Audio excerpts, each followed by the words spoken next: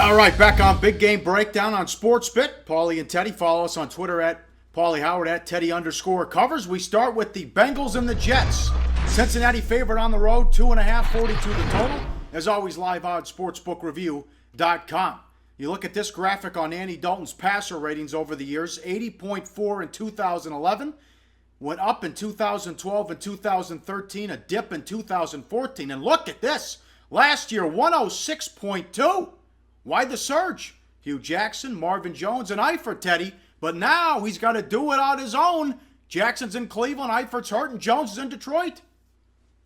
Yeah, and not to mention Mohamed Sanu, who also left town. Jones was number 2. Eifert was number 3 in receptions last year. They combined for 117 catches and 17 touchdowns. It's all Andy Dalton right now. Not all. They still have a guy named A.J. Green. They still got 2 pretty good running backs in Cincinnati. And they still have a defense that ranks certainly in the top half of the NFL, potentially amongst the NFL's elite. But from an offensive standpoint, there aren't a whole lot of teams that lost as much as Cincinnati did this past offseason. Remember, Andy Dalton finished number 2 in the entire NFL in quarterback rating, and I don't think you're going to find a lot of people around the league or here in the handicap community that's going to call Andy Dalton the second best quarterback in all of football. All right, to the Jets. Fitzpatrick's their guy. Good enough. It helps when you have Marshall and Decker. Does Forte have anything left in the tank? Well, I mean, Forte's a running back. You know, I don't worry that much about how much Matt Forte has left in the tank.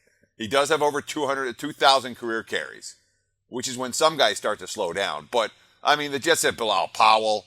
They're going to use Forte more as a third down back and a third down receiver. He's a great pass catcher out of the backfield, 487 career catches. But, I mean, Fitzpatrick, after all the holdout, look, he might only be an average quarterback, but he's been an NFL starter now for 8 years. And when you have Marshall and Decker on the outside, it doesn't take more than much than average to have success with a team like the New York Football Jets. We're down on the Bengals. We talked about that in the team previews we did. Are you going to get involved if this goes to 3? It's not going to 3. I mean, all summer we're saying, oh, when this line gets to 3, there'll be some buyback on the Jets. When this line gets to 3, there'll be some. Hasn't happened, and it doesn't look like it's going to happen.